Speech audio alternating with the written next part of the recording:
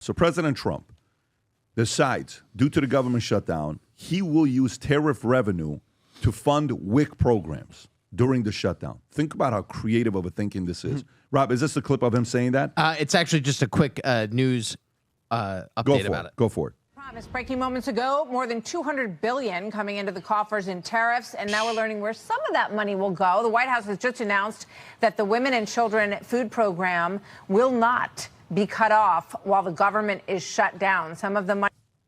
Yeah, when you're looking at this, Trump said the tariff will use to keep afloat a federal food assistance program for nearly 7 million pregnant women, new moms, and young children during the government shutdown. The program, known as WIC, was expected to run out of money soon because Congress has yet to approve a federal spending package, the fiscal 2026, which started on October 1st. The National WIC Association has predicted that the program funding would last only a week or two into the shutdown. White House Press Secretary Caroline Leavitt announced the tariff idea in a post on X. Democrats are so cruel in their continual votes to shut down the government that they force WIC program for their most vulnerable women and children to run out this week. She wrote, thankfully, President Trump and the White House have identified a creative solution to transfer resources from Section 232 tariff revenue to this critical program. Eric, your thoughts on this? I may take a different tack on this than maybe a lot of people at the table. I think it's great politics on Trump's part. It's great politics and horrible policy. Here's why. I'm never, ever going to be a fan of this tariff situation that he's decided to put into play. I'm a free marketeer. I'm straight up libertarian. I think we leave our equity markets, all our markets, financial markets alone. They're the crown jewel of financial markets around the world. They've created insane wealth for the American people. Stop playing with the free market. It would take care of itself. The tariff changes the dynamic. But I know why he's doing it, because Trump likes the power of having that tariff over foreign leaders. Like, he's using it for just about everything, to negotiate peace with wars, to negotiate deals, to negotiate almost anything he wants. Now he's going to use this tariff revenue, which $200 billion is not a lot of money given what he's actually doing. It's too much interruption into the markets. We'll talk about why gold prices are exceeding $4,000. I believe it has a lot to do with tariffs. I think he's using it to say, hey, look at this beautiful this beautiful opportunity to take care of women and underprivileged people and children with the money that the Democrats are holding back because of the shutdown. He's using it as a political, I guess, a gun to the Democrats' head. Like, you want to mess with women and children and minorities? Well, keep the government shut down. We'll throw them some money from tariffs. He also said at one point he was going to use the money to send back to American households, $2,000 to some households. He's using it as a political ploy, a tool, which I just don't, it leaves a bad taste in my mouth. Tom, do you agree with Eric? Yes and no. I understand the headline. It's great politics, a horrible policy. I'm also free market, but the tariff situation, I agree with it from the standpoint of let's lever and correct unfair counter tariffs that are around the world. I agree with that as a political threat, but then get them off, turn them off, and let it get everybody to the table and get everybody to cooperate, and then back off. That's what I feel about it. Now, I happen to think I agree with Eric in that the president's doing a very good job of what the Democrats usually do. Oh, thanks to you and the shutdown, and the shutdown's all because of your guys. Guess what? Because of this program, people won't get their EBT cards in Boston, and they'll be going hungry as we approach Thanksgiving. That's always the Democrat line. You shut down the government, and then pick victim group here in this part of the sentence, and then this part of the sentence put don't get something. There's two blanks, victim and what don't you get? And then say it's Trump fault, Trump bad, Trump bad, Trump bad. He's preempting that and saying, you know what, thank goodness I'm such a genius with tariffs, because I've got all this money now to keep the WIC money going to these people, and that's one of your programs, but I'm making sure these kids don't lose out. Tom, he didn't have to use the tariff money to have the same policy, though, right? Right. I mean, there's plenty of money sloshing around. There's a $7 trillion. And he's got the EO pen. And he's got the...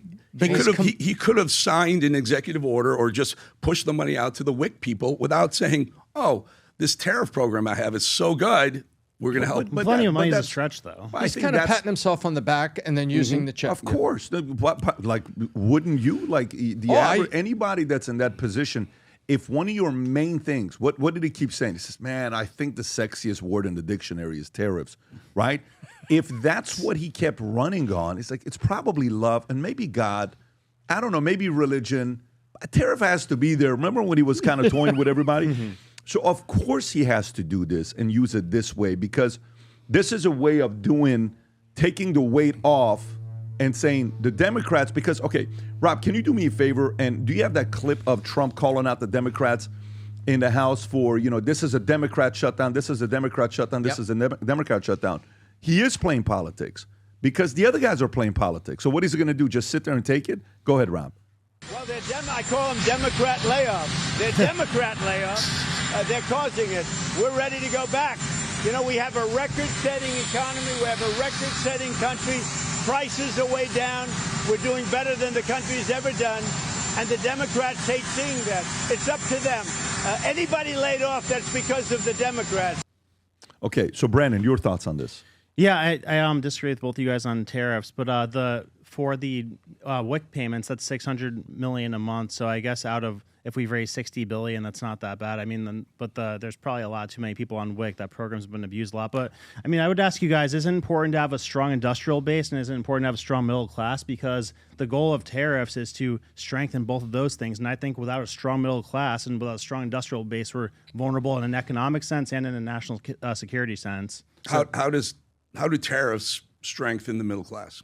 Because it creates better middle class jobs. Like, do you think it's a good thing that we have hollowed out factories in the middle of America? No, I don't think it's a good thing. I'm still trying to. All right, so the leap is that you believe creating this tariff, using this tariff threat, will force companies back to the United States. I actually don't think it goes far enough to. Now, this is do you believe all these people who are pledging $500 billion or Apple $1 trillion in various companies? You believe they're actually going to break ground on these plants that they're promising? Yeah, I think NVIDIA is going to. I think Microsoft pulled out of what they said they were going to do, but I think that at the very least, it's going to encourage some of them to do it. So you're big corporate guys, CEOs, right? Patrick, you guys talk to them all the time.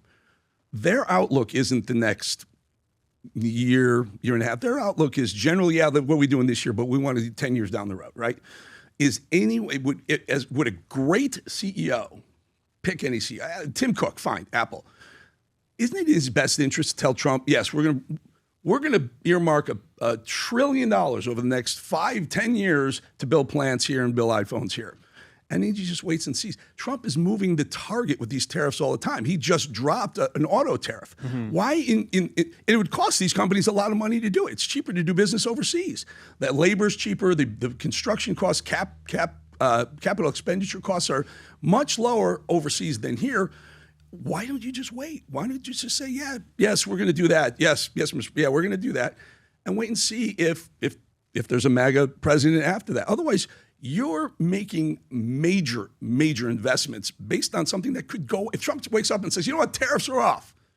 Now you've made all this investment here when it could be done cheaper, and your competitor goes right to Taiwan and builds the stuff that they're going to be forced to build here at higher cost. Yeah, it's a valid point that they could put that up, but it's never going to be a good thing for America that you're hiring other countries to build your products, because that's taking away middle-class jobs from America and taking away leverage and power from us from having our own supply line here. Like, look at all the things that we were short on during COVID, like pharmaceuticals and critical things for defense. So I don't ever see a good situation where we're building offshore, and that's going to help the middle class. Like, that's a big reason why the wealth gap has expanded so much, because companies saved like 90% of manufacturing costs, and that cost a lot. Like, look at all the old factories that have been hollowed out that were thriving in the 80s. What's wrong with the wealth gap? I mean, the middle class has gotten hammered, and the top 1% has gone up more. It's free market, baby. You want to work hard. You want to. But we're not in a free market, though. You want to innovate better. We're in a and true stronger. free market. Yeah, that's the goal. I know it's the goal, the but we're not in a free market. Well, we're less free today than we were April 1st, the day before the tariffs went into play. But generally, it's been a pretty good run for America. and our markets. So what do you think for- peak America was? I would say probably the 1950s was peak America I economy. don't even know what that means. What do you mean? I would peak? say, like, in terms of the strongest middle class that we've had, I'd say the 1950s is probably peak America, where the middle class, Strongest? They're like, way we're- wealthier now than they were on in the one- 50s. Right now, Hell yeah. all right. So one person could work and support an entire family. I'm saying the middle class, the standard of living in the middle class is substantially higher now than it was in the 50s. No, it's not. Two people have to work to support a family and to even And rent a house, let alone buy a house. And their net worth is higher, and they're living longer. Yeah, against and inflation, their net worth is much smaller, though. the numbers are going up and up and up. And yes, it's going up The cost faster of for the living. top 1%, but so what? Rising tide raises all boats. No, it doesn't. The cost to buy a house, it took an average of 2.5 years of an average salary to buy an average priced house in the 70s. Today, it takes 9 years of an average salary to buy an average priced house. So, no, the middle class is getting decimated, and that's not good. Like, the biggest barrier against socialism is a strong middle class, and the worse off our middle class is, the closer we get towards socialist tendencies. That's why these college kids are freaking out about socialism today, because they're... Brendan, you got people on EBT cards walking around with iPhones. I think Yeah, I the don't like standard that. of living in I hate America that. is highest in the world. But the lower class has actually been benefiting and going up in standard of living more than the middle class because of all the subsidies and all the welfare. So that's a bad thing too, is that the middle class works harder than the lower class and gets less. I hear what you're saying, and these are all economic terms. When you go into school, you hear about what's your economic wealth versus the median versus the mean, right? And there is a difference in that. I get that versus inflation, or what in today's dollars. But the reality is, we're living in bigger homes, driving more expensive cars, have more money. We're There's an 1,200 issue though. There's an issue there with the one leak that I'm listening to both libertarian. Fully, we're on the same page politically when it comes down to economy as a libertarian. But you also have a very good point, in my opinion. Rob, can you put how many houses were we building 50 years ago per year? We were building 500,000 houses a year. Yep. Right now we're building 50,000 Yep. houses per year. So now these bigger companies are coming and buying up existing things. Nobody is building. Why? The business of being in the building industry sucks today. It is not a good industry to be in. The margins are smaller. You used to be able to make more money back in the days. You're making less money to build. You used to be able to profit a good amount. Now you can't. It's a very, very different situation on how many houses we were building then than today. Rob, what is the data that we looked at, Brandon? Yeah, together let me on grab that chart. We have that. We'll show it to you here in a minute when you're looking at that. And there may be some correction on the numbers that I'm giving, but we'll get it for you. And the average house, we used to build 1,200 square foot homes. Now we're not. Now it's the averages. We're trying to build 1,800 to 2,400 square foot homes. But there's no more starter homes. Like, it's kind of like, when you want to end up having a nice car. You start off with maybe a Ford Focus. My first car was a used car, 1979 Honda Accord. Then I bought a 1983 Chevy S10 long bed. Then I went to a Mitsubishi Eclipse 1990 Turbo. Then I went to an Expedition.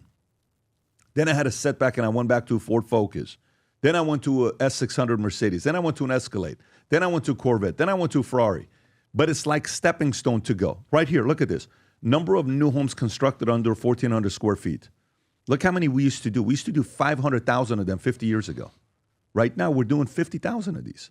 So, and this home isn't for people like you and I. We have bedrooms that are 1,400 square feet. But this is for a starter family that's coming in that needs a property that's 25 years old.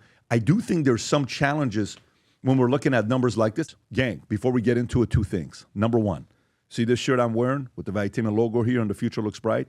I have probably 30 shirts in my closet. My wife says, babe, these shirts are my favorites. When you wear them once, okay, you're going to see how it feels, how smooth it is. You're going to feel like someone's hugging you all day, telling you how awesome you are, okay?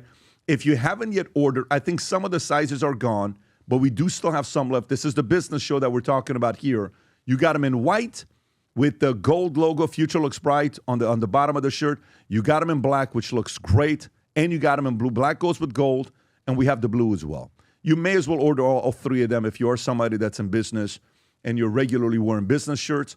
And then we got some of that blue jacket that's left and that whole business series that's going to be there. Now, you can go to vtmerch.com to place your order. Number two, If you're with us right now and you're an entrepreneur, small business owner, we have a circle on Manek dedicated to just business owners. Okay, it's going to be called the PBD. It's called the PBD Entrepreneur Circle. There's a ton of networking going on there. If you haven't yet joined the circle, download the app, go to PBD Entrepreneur Circle, get in there. We're talking ideas, notes, PDFs, different things that I do. I post all this stuff in here, and you can join for free to see what we're talking about.